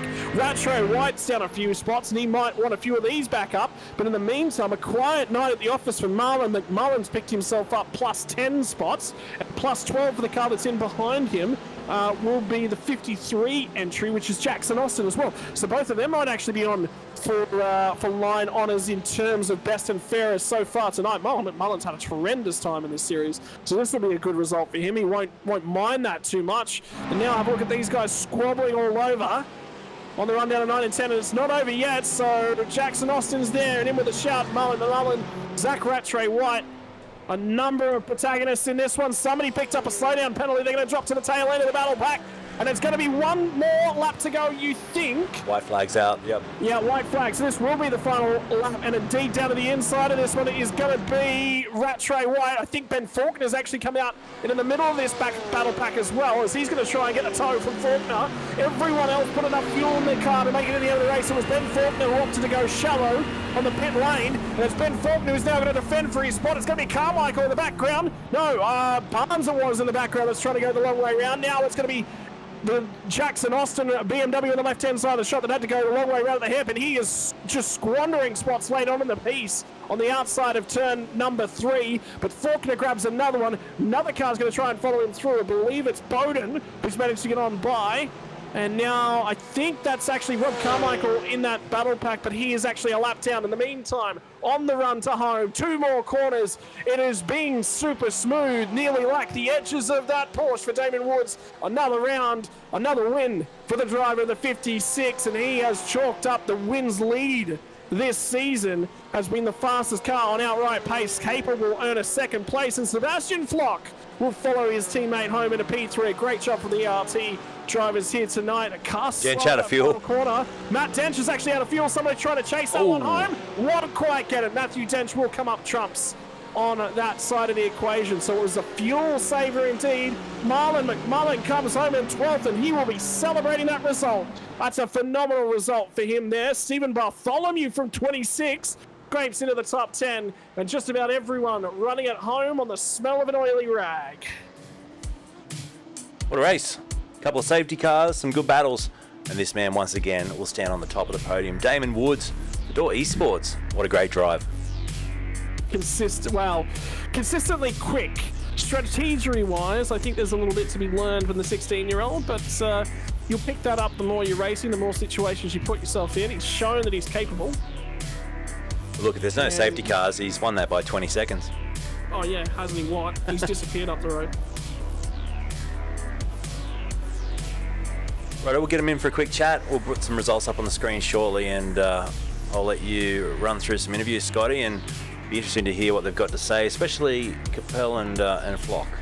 I'm actually really interested to talk to Sebastian Flock. It's been a good while since I've spoken to him about his races and somebody new to the podium. But ERT, the dominant drivers on the podium this week. Evolution Racing Teams, Lachlan Capel 2nd and 3rd.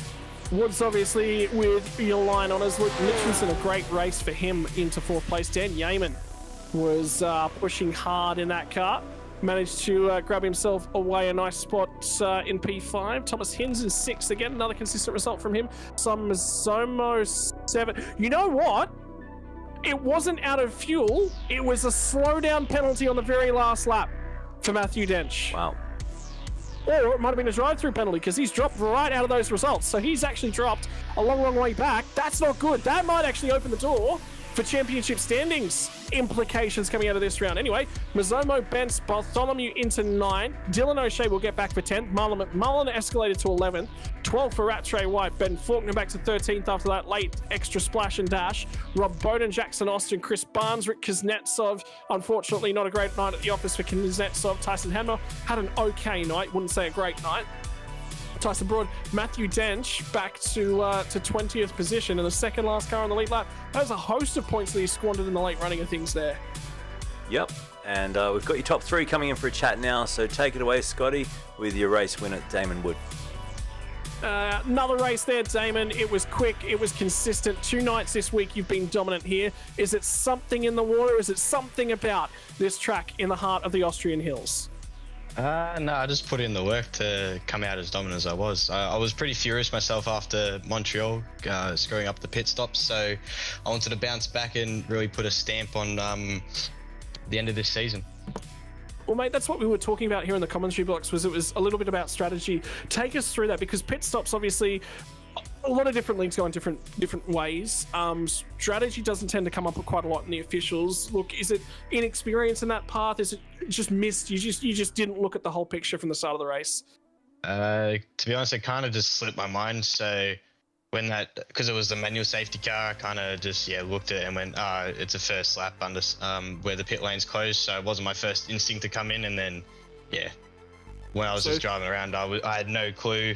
Well, not no clue. I just completely forgot that probably a smart idea to pit under safety car. So. Well, lessons learned, and you always put those in the books. I mean, the other thing we were saying was, young, look, it's an experience. You take those, you put it up in the book, and you go, I know that now going forwards, mate. Obviously, the season's starting to come to its close. We've got 2 rounds left here. Top 3. At the end of the day, you'll take round wins, race wins, trophies that come along with those, because there are trophies in the individual prizes for each round. Is it just about just earning those line honours from here on home? It's look, I'm not going to win the championship. Let's just stick as many wins in the book as we can.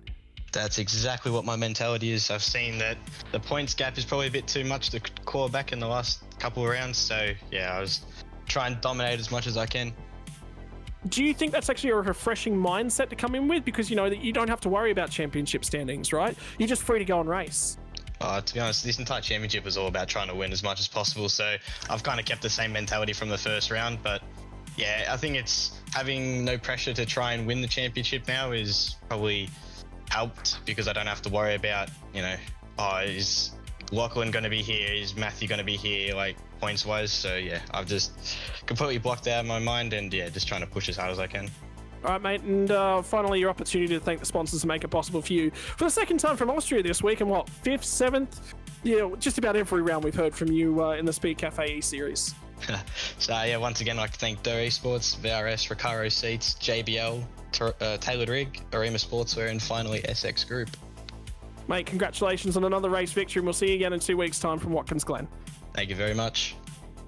Moving one step further down onto the podium, it's the Young Guns show here tonight. Last round he was on the top step. It's one step further down Lachlan, but another bag of points on a night that did not go the way Matthew Dench. You finished in 20th, mate. You'll take that. Yeah, I saw him moving up the charts as pretty much after the safety car. I knew that Damon just had much more pace than us. Like, me and Dench had very similar pace of this first run, but Damon was gone. So it was just kind of me sitting there and watching Seb behind trying to hold on for P3. And he was there, and then all of a sudden I see his P20 and sitting on the side of the road just before turn 1. So I'm not sure what happened there. Might give Damon a little bit more of an edge to get back in the championship, but I think the points gap is still a bit too big. Mates, a quick race, obviously, and you're making that Porsche look quite comfortable. We saw the games a little bit in terms of the qualifying. Was that trying to give a tow, trying to offer the assistance to Seb during the qualifying period tonight? Oh yeah, I was happy to tow him around.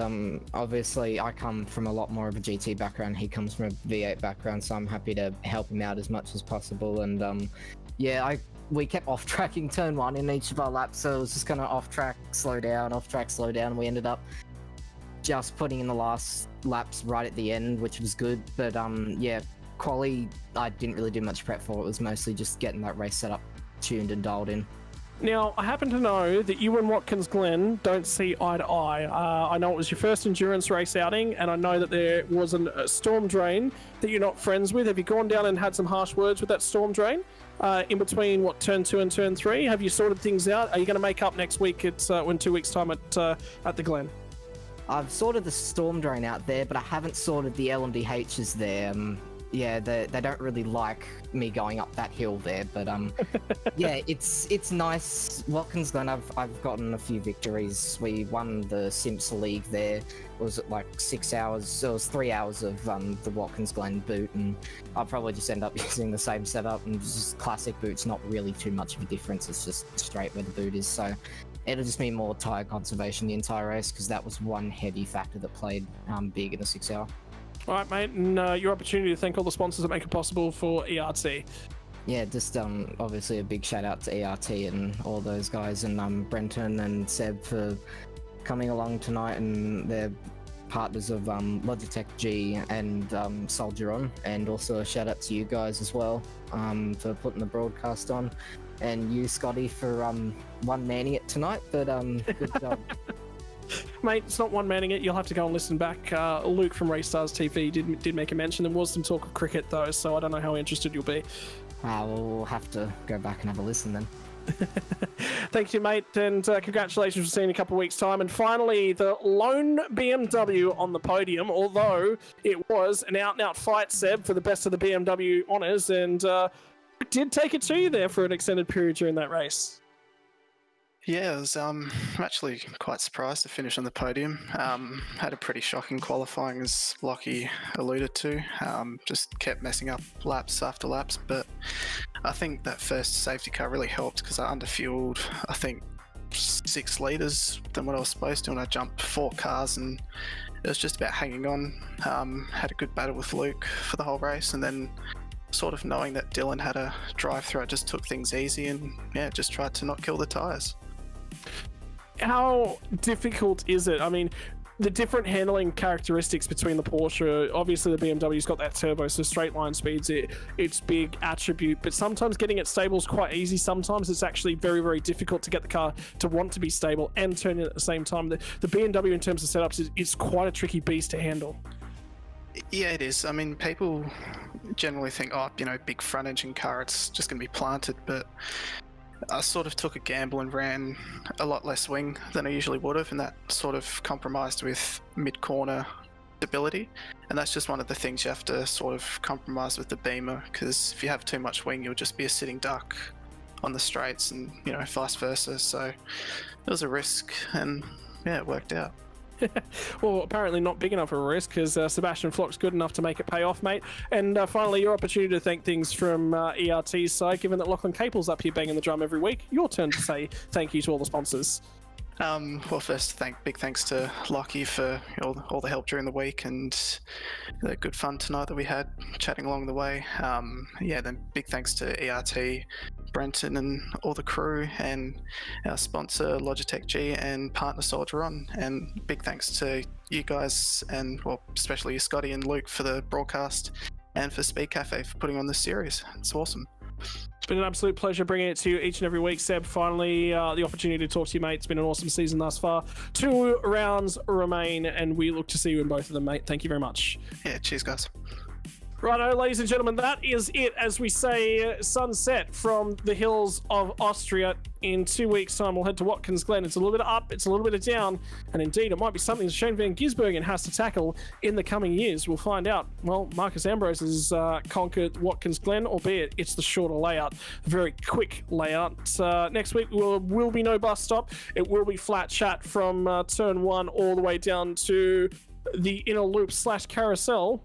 And it's not often that we see tracks with sections named after human anatomy, Luke, but she makes for a banger of a racetrack. Yep, it'll be fantastic. Big thanks to all the sponsors too. Do you want to run through the sponsors? You're very good at that. Yeah, I'm good at it. Let's go for it one more time. Big shout out first and foremost to Speedcafe. It's been an awesome job working with everyone for the Speedcafe team. I've met quite a few of the team thus far, and a big shout out to everyone that partakes. Cannot tell you actually, ladies and gentlemen, how fun it is to work with a lot of those guys behind the scene. They're actually really, really good personalities, good people, and they just love racing.